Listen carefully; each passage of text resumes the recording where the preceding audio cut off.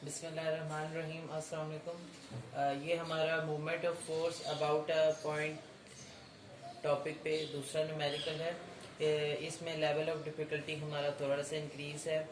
पहले जो हम लोगों ने न्यूमेरिकल सॉल्व किया था उसमें हमारी फोर्स सिर्फ हॉरिजॉन्टल या वर्टिकल थी, लेकिन इसमें हमारे पास वर्टिकल फोर्स, हॉरिजॉन्टल फोर्स के अलावा force at some angle, inclined forces भी हैं जो कि अप्लाई हो रही हैं एट सम एंगल। तो हम देखेंगे कि इसका मूवमेंट किस तरह से कैलकुलेट करते हैं। मूवमेंट हम लोग देख चुके थे कि मूवमेंट क्या होता है, force into perpendicular distance. When we apply movement, body will rotate either in या क्लॉकवाइज डायरेक्शन में रोटेट करती है बॉडी या एंटी क्लॉकवाइज डायरेक्शन में। क्लॉकवाइज डायरेक्शन कौन सी होती है? जिस डायरेक्शन में हमारी क्लॉक रोटेट करती है। फॉर एग्जांपल 12 से 6 की तरफ, तो ये हमारी क्लॉकवाइज डायरेक्शन है और इसके अगेंस्ट एंटी क्लॉकवाइज डायरेक्शन है। क्लॉकवाइज डायरेक्शन के लिए हम एक सिग्नेचर लेते हैं। लेट्स सपोज अगर पॉजिटिव ले रहे हैं तो एंटी क्लॉकवाइज के लिए नेगेटिव लेंगे। क्वेश्चन हमारा क्या है कि calculate movement about point A. इस पॉइंट के अबाउट हमें मूवमेंट कैलकुलेट करनी है। ये है पॉइंट एक नोट करने वाला है कि the point about which the movement take place, all the forces passing through that point will be zero. जिस पॉइंट के अबाउट मूवमेंट ले रहे हैं उससे जितनी भी फोर्सेस पास होंगी वो जीरो होंगी। अब देखेंगे 2 किलो न्यूटन को अगर हम बैक लेके जाएंगे, फोर्स यहाँ पे अप्लाई हो रही है, तो इसको हम बैक लेके जाए तो ये ए पॉइंट में से पास हो रही है, तो ये वाली फोर्स हमारी जीरो हो जाएगी। क्यों? क्योंकि मूवमेंट होता है फोर्स इंटू परपेंडिकुलर डिस्टेंस। ये फोर्स है और इसका परपेंडिकुलर डिस्टेंस ए पॉइंट से क्या है? जीरो है, तो वो जीरो हो जाएगी। अब हम लोग ये साइन, समेशन का साइन, क्योंकि हम सम कैलकुलेट करने लगे, एम फॉर मूवमेंट एंड ए मतलब कि अबाउट पॉइंट ए हम लोग मूवमेंट कैलकुलेट करने लगे हैं। और ये क्लॉकवाइज का साइन है कि हम क्लॉकवाइज फोर्सेस जितनी भी होंगी या मूवमेंट्स होंगी वो हम पॉजिटिव लेंगे, और एंटी क्लॉकवाइज मूवमेंट्स जितनी भी होंगी वो हम लोग नेगेटिव लेंगे। अब हम लोग वन बाय वन करके कैलकुलेट करते हैं। सबसे पहले आप लोग देखें, ये वाली जो फोर्स है ये डाउनवर्ड एक्ट कर रही है। इसको अबाउट पॉइंट ए हेड से पकड़े और पॉइंट ए की तरफ लेके जाएंगे, तो ये देखें ये क्लॉकवाइज मूवमेंट बना रही है। तो फोर्स कितनी है? 2 किलो न्यूटन। और इसका परपेंडिकुलर डिस्टेंस, क्योंकि अगर फोर्स वर्टिकल हो तो हॉरिजॉन्टल परपेंडिकुलर डिस्टेंस होता है। अबाउट पॉइंट ए से कितना डिस्टेंस है? 2, तो वो हमने लिख दिया 2। और पॉजिटिव साइन क्योंकि ये क्लॉकवाइज है। अब हम लोग नेक्स्ट फोर्स देखेंगे।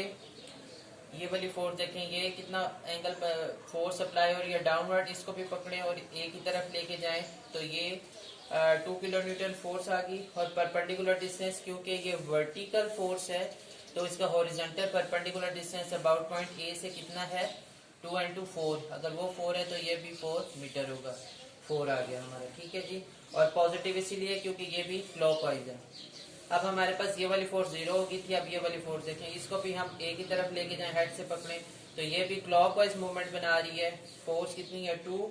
और इसका परपेंडिकुलर डिस्टेंस अब हम लोग देखेंगे कि कितना है अबाउट पॉइंट ए से, क्योंकि हॉरिजॉन्टल फोर्स है तो परपेंडिकुलर डिस्टेंस होगा वर्टिकल। और वो कितना? 2 और 1 3। अगर ये 3 है तो ये भी 3 मीटर होगा क्योंकि ये सेम है, तो ये हमारा आ गया 3। अब हमारे पास ये तो हॉरिजॉन्टल और वर्टिकल फोर्सेस हो गई, उनका मूवमेंट हो गया अबाउट पॉइंट ए। अब जो फोर्स हमारी अप्लाई हो रही है एट सम एंगल, तो उसके हमारे पास कंपोनेंट्स बनेंगे। इसको हम कंपोनेंट्स में रिजॉल्व करेंगे और हमें पता है कि एंगल के सामने हमारा पी साइन वाला एंगल बनता है और दूसरा वाला हमारा होता है पी कॉस 30, ठीक है जी। अब हम ये वाले ले लेंगे पी साइन 30। ओरिजिन फोर्स का ये डिस्टेंस यहाँ से लेना, ठीक है जी। पी साइन 30, पी साइन 30 यही वाला फोर्स अगर इधर लेके आए तो इधर बन गया असल में पी साइन 30, ठीक है। वो हमने लिख ली। और अब इसको हेड से पकड़ें और इधर लेके आए, तो ये देखें ये अब एंटी क्लॉकवाइज मूवमेंट बन रही है, तो इससे हमने नेगेटिव साइन लिया है। और इसका परपेंडिकुलर डिस्टेंस, क्योंकि ये वर्टिकल फोर्स है तो इसका परपेंडिकुलर डिस्टेंस ये बन रहा है इस पॉइंट से, तो वो कितना बन रहा है? 4, ये हमने लिख दिया। अब हमारी दूसरी फोर्स आ गई पी कॉस 30। ये इस पॉइंट से आ रही है पी कॉस 30। पी कॉस 30 हमने लिख दिया। नेगेटिव साइन क्यों लिखा? इसको हेड से अगर लें और इस तरफ पॉइंट ए की तरफ जाएं तो ये एंटी क्लॉकवाइज मूवमेंट बन रही है, इसलिए हमने इसके साथ नेगेटिव साइन लिखा है। अब इसका हमारे पास क्योंकि ये हॉरिजॉन्टल फोर्स है तो इसका हमें वर्टिकल डिस्टेंस जो होगा वो हमारा परपेंडिकुलर होगा। और पॉइंट ए ये है, यहाँ से यहाँ तक 2 है, तो यहाँ से यहाँ तक भी 2 होगा, तो हमने लिख दिया 2 इज इक्वल टू 0। ये हमारी इक्वेशन आ गई। अब पहले हम ये वाले सारे सॉल्व कर लेंगे।